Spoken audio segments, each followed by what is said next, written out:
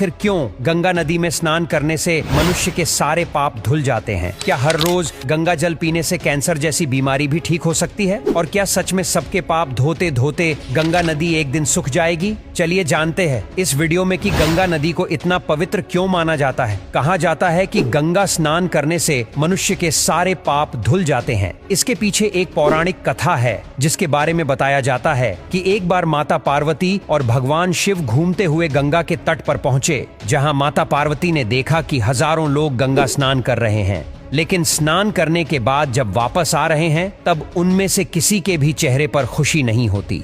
यह देखकर माता पार्वती काफी ज्यादा चिंतित हो जाती है, जिसके बाद भगवान शिव से वो कहती है कि हे प्रभु, ये लोग गंगा को पापनाशिनी मानते हैं, तब मुझे ऐसा क्यों लग रहा है कि ये लोग स्नान करने के बाद भी खुश नहीं हैं? ऐसा लग रहा है मानो गंगा स्नान करने के बाद भी इनके पास आप नहीं उतर रहे हैं। हे प्रभु, क्या अब गंगा नदी पहले के जैसे पवित्र नहीं रही?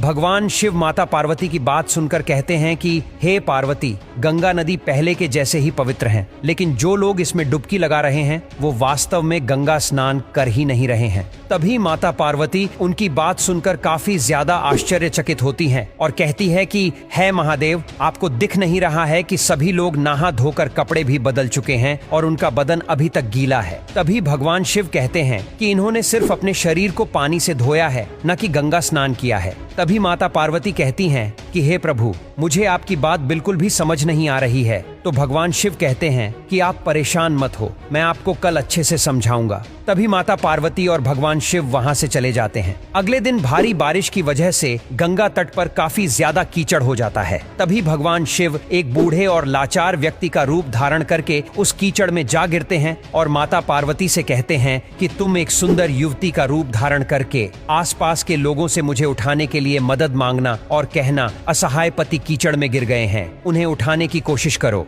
इसके साथ ही भगवान शिव माता पार्वती से कहते हैं कि जो मुझे बचाने आएगा उसे बता देना कि वो ही आगे आएगा जिससे पूरा विश्वास है कि मैंने कभी भी कोई पाप नहीं किया है, वरना मुझे हाथ लगाते ही वह व्यक्ति भस्म हो जाएगा। इतना कहने के बाद माता पार्वती और भगवान शिव अपने इस लीला को करने के लिए तैयार हो जाते हैं। भगवान शिव आते ही उस कीचड़ में गिर जाते हैं। तभी माता पार्वती लोगों से मदद मांगने लगती है और उन्हें मदद मांगते वक्त शर्त भी बताती है, लेकिन गंगा स्नान करने के बाद भी कोई व्यक्ति भगवान शिव यानी कि वृद्ध व्यक्ति को उठाने की या फिर मदद करने की कोशिश नहीं करता है, क्योंकि उन व्यक्तियों को गंगा स्नान के बाद भी भरोसा नहीं है कि अगर मैंने कोई पाप किया है तो वो गंगा स्नान करने के बाद धुल गए होंगे। कई लोगों से मदद मांगने के बाद एक व्यक्ति गंगा स्नान करके आ रहा था। तभी माता पार्वती ने उस व्यक्ति को रोका और कहा कि कृपया मेरे पति को कीचड़ से उठाने में मदद करो और उनके प्राण बचा लो।